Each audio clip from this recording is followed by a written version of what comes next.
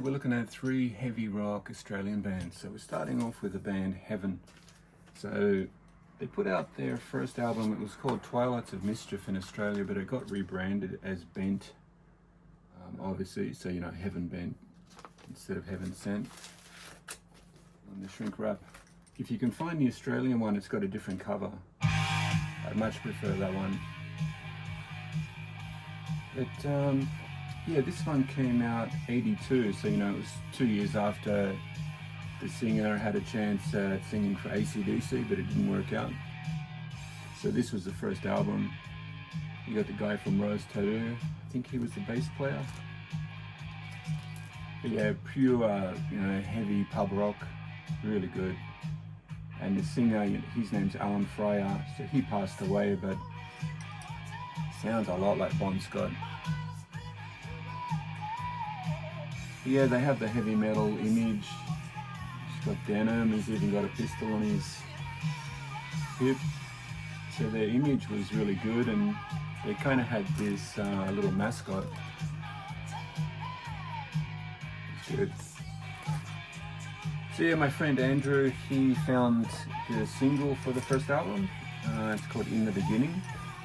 So that's the song on side 2. So this must be the Australian version. In the Beginning and Storm side B. So they're all songs that are on the album. Awesome sticker. It's really good condition. So yeah, just basically folds out like that. There's no lyrics or information at all. Yeah, this is the song In the Beginning.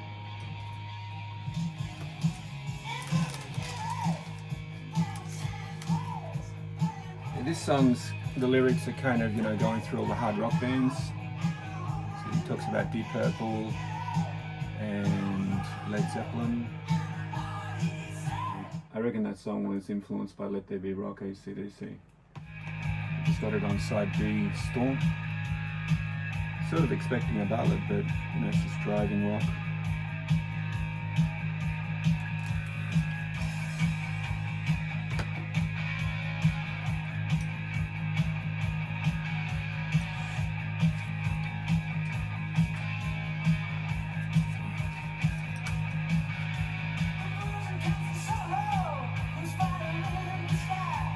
So the second album, their kind of brand has changed a bit. Like this time they've got the panther, which is on the back. Yeah, nice copy of it, Aussie strip. Japanese intro about them. They started in 80, talks about AC/DC, talks about Deluxe Records. So yeah, there wasn't really anybody who could speak English in Japan back then, so they kind of had to really sell these foreign bands. Sound is a little bit faster than the previous album. This is the title track, Where Angels Fear to Tread. Lyrics. And then on the back page there's a really big story about them. Talks a lot. Yeah, it goes into, you know, their history of Australian music. It mentions Easy Beats and AC/DC, Daddy Cool, Men at Work even. And then it talks about they went to Los Angeles to record this album. And they had a song on their Love Child that was a Supremes cover. Yeah, it's a pretty decent story about them, and then each member has something to say. Got Mick Cox from Rose Tattoo. I actually just talks about him. So he must have left Rose Tattoo at this point. And Alan Fryer, it talks a little bit about him, that they moved to Adelaide when he was 13 years old. From Glasgow. Yeah, when I was growing up, immigrants were usually white, but these days in Australia, you're either black or brown. Very different. So they've been touring America. I think they've been with Rat, Judas Priest, a bunch of bands, and they put this album out, Knocking on Heaven's Door. It's got a bit more of a American sound to it.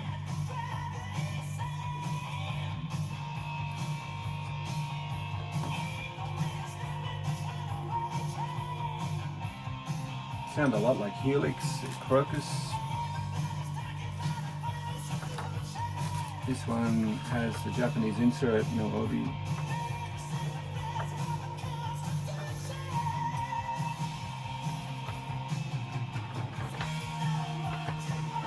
Very catchy music. The song is called Show on the Road. Song 3, Knocking on Heaven's Door. So in 1985 it came out. Just looking at Discogs. Yeah, 3 for sale here in Japan. Pretty expensive record, you know, 20 to 40. Comes with a sort of a blue and red obi. That looks amazing.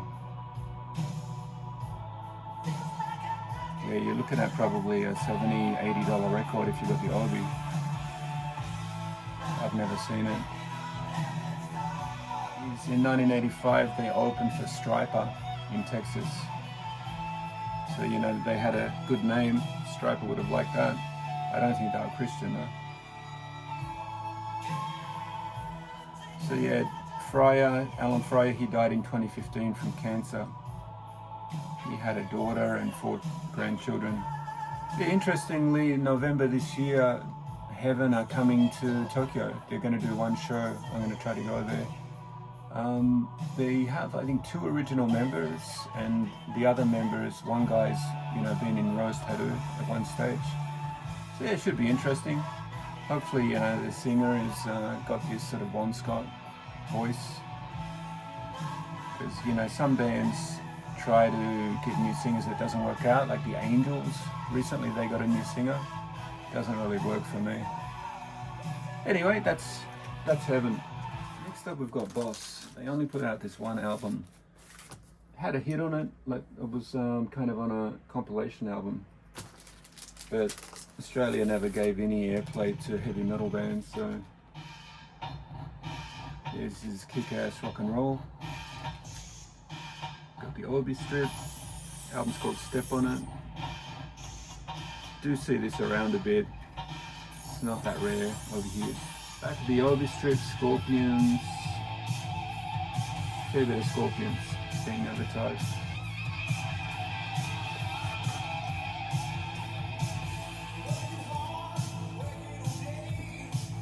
Yeah, like I said, Australia never promoted these kind of big hair bands. It was real sad.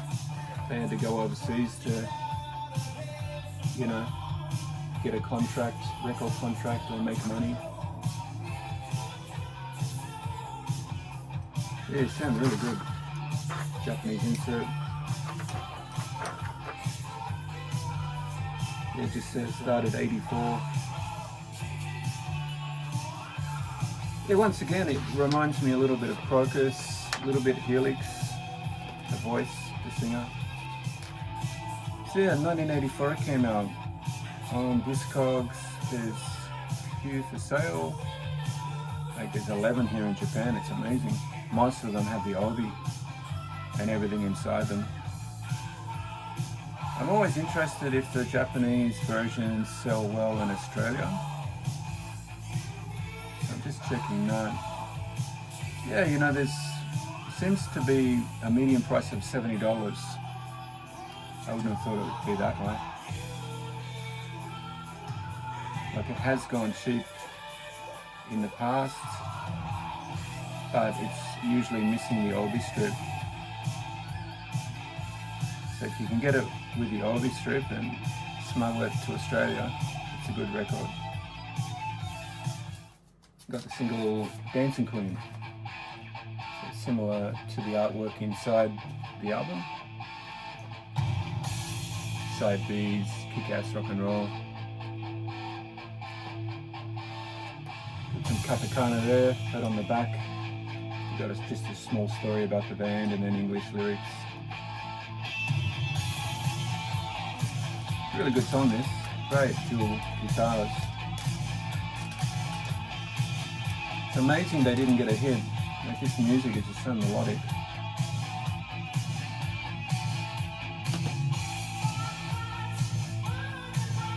Sound a lot like Rockers. So these singles, I'm just checking their prices. Yeah, prices are all over the place. In Australia, it looks like it goes for a lot of money with the Japanese writing. Like, there's one for 75. They got a real push here in Japan. They got put on this 12-inch promo. It's 4 bands. You got Boss, Biscaya, and then Autograph and White Wolf. Each band has 3 songs. I've got it on the second song Boss did. This one's Cry Cry. It's really good. Sort of power ballad, you should say. Yeah, he's quite collectible. Came out in 1985. They go from anywhere between 50 and 70. Yeah, they got a lot of exposure here, but it didn't really help. Same with the other bands, Biscaya, Autograph. Probably, you know, they had that one big song, Turn Up Your Radio. That was when they were touring with Van Halen, so that really helped them. Yeah, White Wolf, they didn't do that good. So yeah, they tried to push these bands, but didn't really help. So the singer from Boss, he formed BB Steel, Beg Borrow Steel, and they got in Phil Collen from Def Leppard, and they put this album out. Sounds a lot like Def Leppard. It even has similar Def Leppard artwork. It's very good. But the sound is kind of, I don't know, a little bit too American. Like Boss was had edges of, you know, Australian heavy rock. This is very polished. And this album came out in 91, so, you know, metal had completely changed. Def Leppard sort of, you know, were able to keep going in the 90s, but a lot of bands just sort of couldn't work it out. So you got the insert, pictures of everybody, then sort of a montage of pics. His voice has really changed from the Boss album. Phil Collen actually plays guitars on some of this.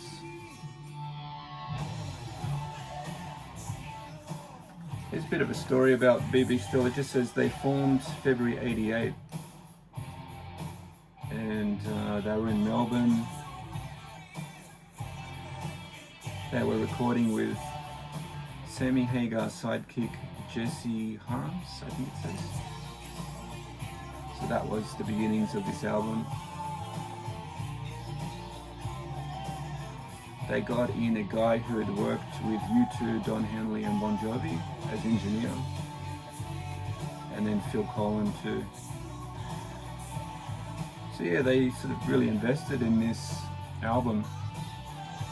And I don't know how it went in Australia. I can't really remember. Like, I think I had the CD or cassette, but probably would have struggled to get a lot of airplay. This music had sort of kind of died out in the 80s. Bon Jovi were kind of doing this, I guess, in the 90s. So they just put out this one album in 91. 2006 they put something out called Resurrection. That's a CD. That's pretty pricey if you can find it. But this album, it's just looking up the prices for it. Not many around. Yeah, it looks like a $50 record probably 70 even, depending on its condition. Yeah, in Discogs it doesn't. So I noticed there's none for sale in Australia or even here in Japan. I actually bought this from a guy in Europe, so I was pretty lucky to find it. I might just play one more song from it. This is Don't You Love Me and Leave Me.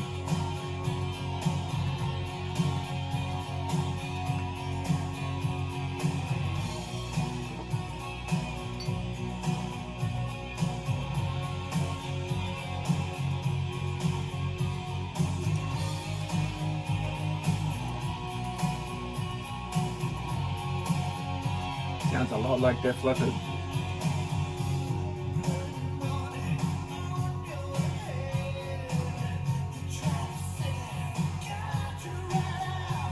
See Warren Mason mentioned on guitar. He's a really amazing guitarist. Yeah, these guys broke up after this. I guess they probably pushed this album for a couple of years, but yeah, it didn't get big. Alright, last band is Avion. So this is their first album they put out, I think early 80s. I remember as a kid seeing it on Countdown, Molly Meldrum. With a generic cover, you know, you're not really, they look a bit sort of new wave, even punk, but their logo is kind of metal. So you got three brothers in the band. You got drummer John Waller, then you got the singer, guitarist Randall Waller, and then Kendall Waller, he's on bass. So sort of a family band, plus two other guys. It's a really catchy album, I love it. I've got this on my phone, listen to it nearly every day. And Randall Waller, he ended up going on to Shania Twain's band. She had those really big hits, you know, into the 90s, into the 2000s. So he did some writing for her and performed, you know, for many years with her. Her husband was Mutt Lange, so. Yeah, these days I think he's doing his own thing. He's put out a solo album recently, I think, the last few years. I'll probably grab that, it's just CD. Yeah, Avion, they started pretty early on. This album was 1983, but Randall Waller, he'd put an album out in 78 called Oasis. And then a second album, Midnight Fire, in 80. And that album has a few songs that appear on this. Sort of interesting. Yeah, his 2023 album was called More. It's sort of, you know, very modern hard rock. But his voice is very noticeable.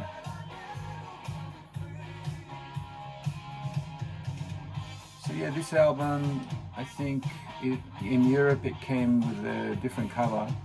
Like it's sort of very metal looking.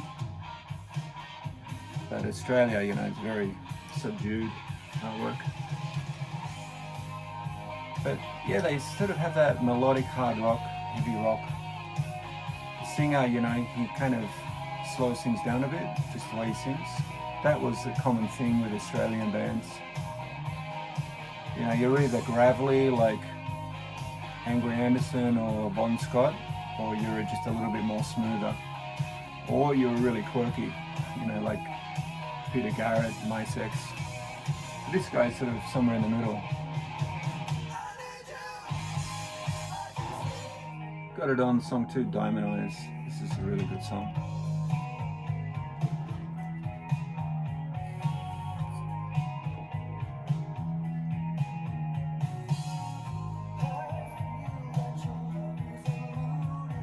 Just checking Discogs in Australia. These are a pretty cheap album, you know, $20, but none for sale here in Japan. It's actually $22 going in America. Yeah, not overly collectible, I don't think. I don't think it ever came with an Oldie strip or anything like that. So the last album came out in '86, and they were really sort of getting popular in Australia. They were going around the pub rock circuit. I remember seeing their billboard, you know, posters up everywhere. I was living in Sydney at the time. So this one came out '86. It's sort of very well done AOR. So perfect album, really. Starts off with Celebration. Every song, you know, is a masterpiece. Nothing inside this one. The artwork, you know, you wouldn't really know what you're getting. Like, I can see a few mullets. So you would assume it was hard rock. I think this might be a promo. There's an EMI stamp up there. I bought this from a guy in Europe somewhere. So it's called White Noise. Came out '86. you know, they label it on Discogs as new wave pop rock. You know, I can just sort of hear the heavier side of it. Like the bass guitar is very popish. Hard to track down this one, it took me a long time. They're only selling them in Europe. And not overly expensive, but you know, once you switch from euro to dollar or yen, and then you add the shipping to it, it's a $50 to $100 record. So I bought this one in average condition, has like a sticker, oh there's something there, but I don't mind. I like when he sings, you can really hear his Aussie accent. I might just play one more song. So this is side 2, We Got Secrets. Probably my favourite song. Great synth. It's amazing how Mutt Lange found Randall Waller. You know, he called him up and got him to sing over the phone as an audition for Shania Twain's band. Pretty amazing. Then he hired him on the spot. But regarding Avion, they were doing really well for their second album, but then in Australia, you know, bands used to drive from show to show.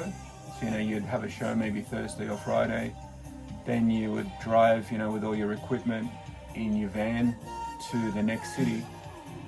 So, you know, then Saturday, then Sunday, and then you'd go to your job on Monday, your normal job. So anyway, they were driving one night and they had a big car crash and one of the members died. They put out one live album after this and they dedicated it to the band member who had passed away. And that was it. So yeah, apart from Randall Waller, I don't really know what else happened to the other guys. Anyway, all done. Thanks for watching. See you next time.